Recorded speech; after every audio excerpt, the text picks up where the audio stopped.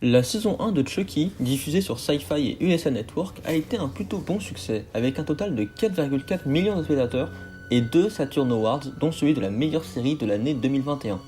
Avec ceci, il était évident, et même prévu, d'avance, qu'une saison 2 allait voir le jour. La série allait cette fois-ci se dérouler dans une école catholique, permettant à Don Mancini, toujours aux manettes, de faire référence aux films d'horreur traitant de la religion, comme L'Exorciste, Damien la Malédiction ou plus récemment Les Conjuring. Le retour des anciens personnages est assuré, ainsi que de nouveaux membres au casting, comme Bella Higginbotham qui va incarner Nadine, mais surtout, l'on annonce le retour des personnages de Glenn et Glenda, absents depuis le 5e volet. Les 2 rôles seront cette fois-ci donnés à Lachlan Watson, qui jouera les 2 enfants. La saison est lancée le 5 octobre 2022, avec 8 épisodes diffusés toutes les semaines. Qu'est-ce que j'en ai pensé de cette nouvelle saison ? Eh ben on en parle tout de suite. Hi, I'm Chucky. Wanna play? Hi, I'm Chucky. Wanna play? I'm Chucky.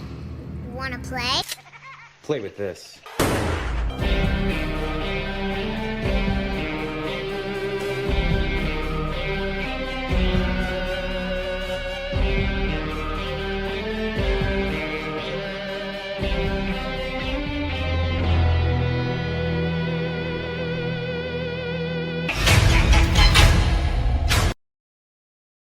Pour résumer rapidement cette saison le plus simplement, après avoir déjoué les plans de Chucky, Jake, Devon et Lexi ont été mis dans des familles d'accueil et ne se parlent plus.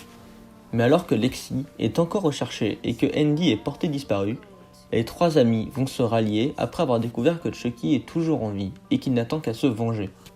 L'intrigue les amènera rapidement dans une école catholique, Incarnate Lord, une parfaite occasion pour la poupée et son armée.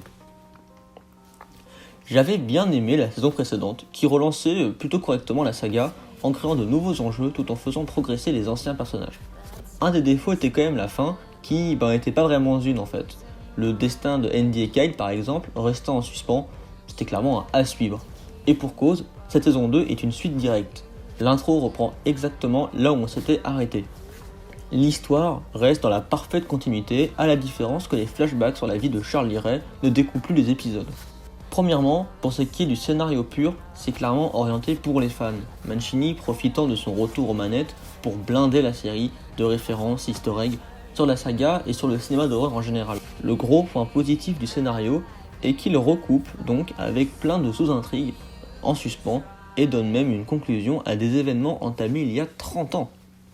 Mais il y a aussi de nouveaux personnages de qualité variable, du relou mais attachant Père Bryce, le 3e rôle de Devon Sawa dans Chucky, de la sous-exploitée Sœur Ross et de la tête de con qui est Trevor. Il y a plein de persos sympathiques, mais un seul surpasse les autres, Nadine. Nadine est jouée par Bella Higginbotham, que j'ai complètement découvert dans cette série et qui est excellente. Le personnage de Nadine est dès le début très attachant par son besoin de toujours voir le positif dans une situation et son envie d'aider les autres. Bella Higginbotham la rend parfaitement avec plein d'expressions cartoon. C'est simple, lorsque Nadine est dans une scène, on ne voit plus qu'elle, tellement elle est drôle et solaire. I could watch him. I'm a really good babysitter. Oh no, Nadine. No need to worry about me. I took 4 years of Krav Maga. Plus, I got this bitchin' knife. Who are you?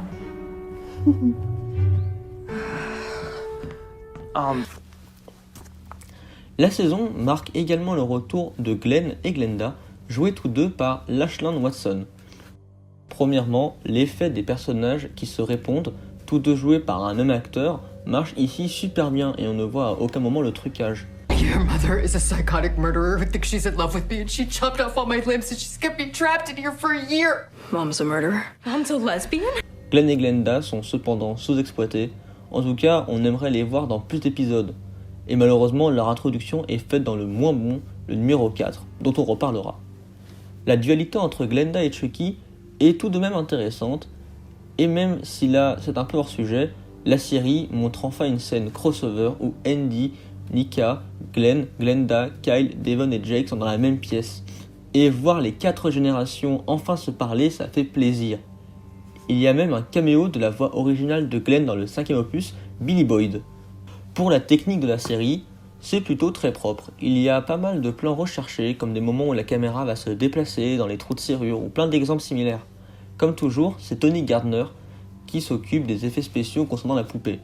Ou devrais-je dire les Chucky, sont mieux que dans la saison précédente, où il y avait un truc qui manquait ou qui était bizarre, mais je ne saurais pas trop dire ce que c'était. Il y a des effets qui laisseraient quand même à désirer, comme l'affrontement entre Chucky et Veuve Chucky, mais là ça dépend de chacun. Comme pour la saison précédente, on regrette le manque de musique originale au profit de réorchestration de thèmes connus de Chucky. Cependant, ce qui marque le plus, et là où je garde quelques réserves, c'est par rapport au ton global de cette saison 2. La série est hyper méta, repoussant les limites du 4e mur ou les exposant complètement. Cette composante a toujours été présente dans la saga, et en particulier dans le fils de Chucky. Dans cette saison, reprend beaucoup d'éléments, que ce soit en termes d'intrigue ou d'écriture. Par cette source d'inspiration, la saison ne plaira pas à tout le monde. Mais je n'ai aucun problème avec ça en théorie. Avec ses réutilisations des images, des acteurs, ses références constantes au cinéma, ce ton très conscient de lui-même, la fin qui, comme pour la saison précédente, se termine par Chucky revenant sur ses moments préférés de la série, on te rappelle tout le temps que ce que tu regardes est faux et que chaque décision est juste là car Don Mancini trouve ça cool. C'est particulièrement dommage avec l'épisode 4. Si vous l'avez vu, je pense que vous voyez de quoi je parle. Cet épisode est découpé par des moments où Chucky est dans une émission de type Tonight Show où il réagit à l'épisode et où, à la fin, il invite Liv Morgan, une star de catch, à venir sur le plateau. Et à la fin, ça part limite en mode making-of, car on voit toute l'équipe qui filme Chucky et toute la production, qui est celle de la vraie série de Chucky. C'est surtout frustrant car le reste de l'épisode devrait être uniquement concentré sur Nika, Tiff, et surtout être l'introduction de Glenn et Glenda. Mais c'est full second degré, ce qui fait que je suis ressorti énervé contre l'épisode, car je voulais à chaque fois qu'il continue l'histoire. Un dernier exemple simple, c'est quand j'ai vu que Meg Tilly allait être présent au casting. J'étais tout content, et je suis juste déçu qu'elle apparaisse un épisode pour jouer son propre rôle. Mais c'est une réelle intention de Mancini, car à l'inverse, les 3 derniers épisodes sont géniaux. Et on est à fond dans le final qui est parfait. En particulier, Going to the Chapel, où chaque personnage passe au confessionnal avant l'exorcisme de la poupée, et c'est une super idée pour développer leur psychologie.